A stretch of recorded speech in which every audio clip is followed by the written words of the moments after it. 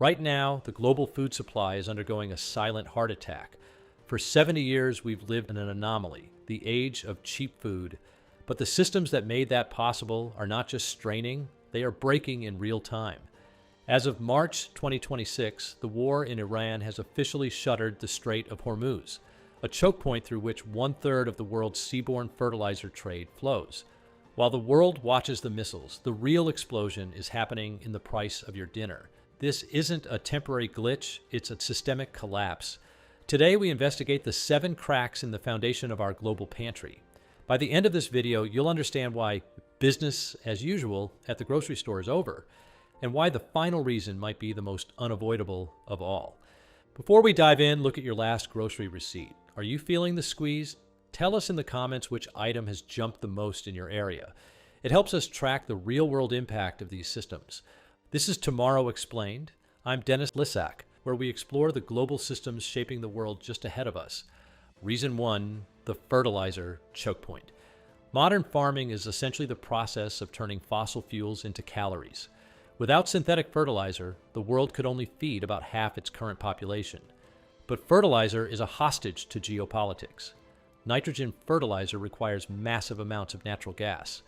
With the current conflict, Iran, one of the world's top urea producers, has redirected its gas from factories to military facilities. In the first week of March 2026 alone, Middle East urea prices spiked by $90 per metric ton. This forces farmers in Brazil and India to make a hunger gamble, use less fertilizer, and accept a 20% to 30% drop in harvest yields later this year. We aren't just losing food, we're losing the ability to grow it. Reason 2, global water bankruptcy. We aren't just using water, we are mining it. The UN recently declared a new era of global water bankruptcy. Agriculture consumes 70% of our fresh water, but we've overpumped the world's great aquifers to the point of no return.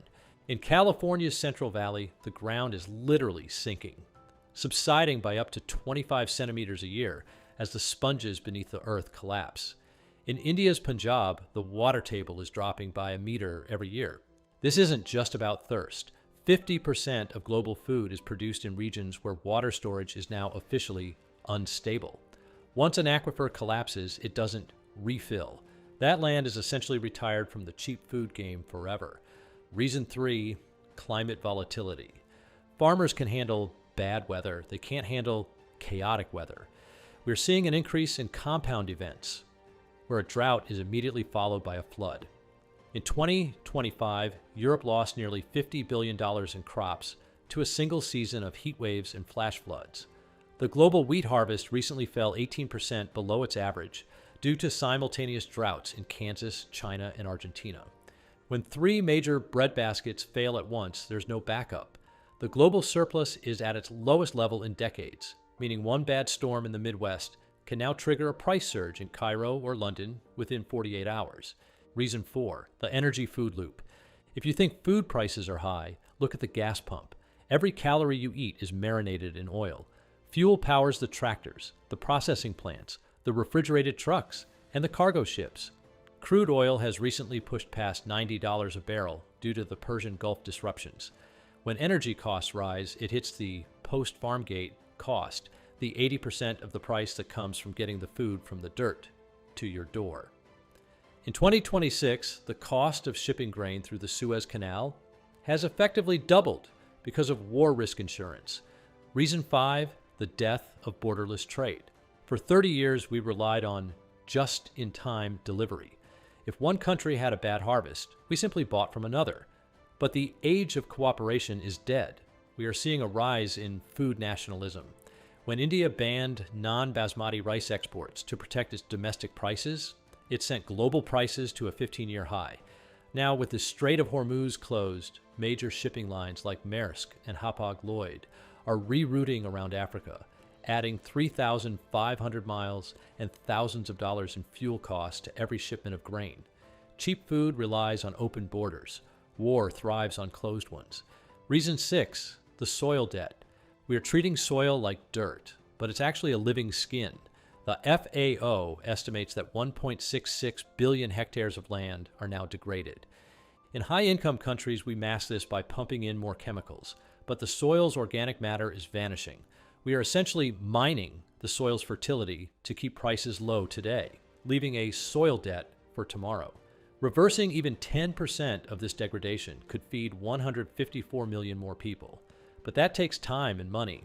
Two things the global market currently lacks. Reason 7, the protein trap. Finally, there is the math of the protein trap. As the world gets wealthier, we want more meat. But producing 1 pound of beef requires roughly 6 to 10 pounds of grain. Despite the wars and the costs, global chicken consumption is forecast to hit a record high in 2026. This puts us in direct competition with our own livestock. Every acre of corn grown to feed a cow in Brazil is an acre not growing wheat for a family in Sudan. As supply tightens, the meat tax, with the extra grain required, makes the entire system exponentially more expensive. None of these 7 factors are acting in isolation. They are a polycrisis, a web of pressure where a war in Iran makes a steak in Chicago more expensive, and a drought in Spain makes bread in Morocco unaffordable. The era of cheap food was a gift of the 20th century, built on stable weather, cheap gas, and global peace. As those 3 pillars crumble, we are returning to the historical norm, where food is the most significant part of a family's budget. The systems aren't just cracking, they are evolving into something more expensive and less certain. The question isn't, when will prices go back down? The question is, how do we adapt to the new normal? If you found this investigation vital, hit the like button so the algorithm shares this warning.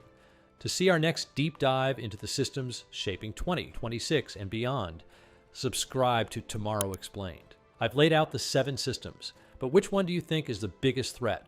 Let's talk in the comments. I'll see you in the next investigation.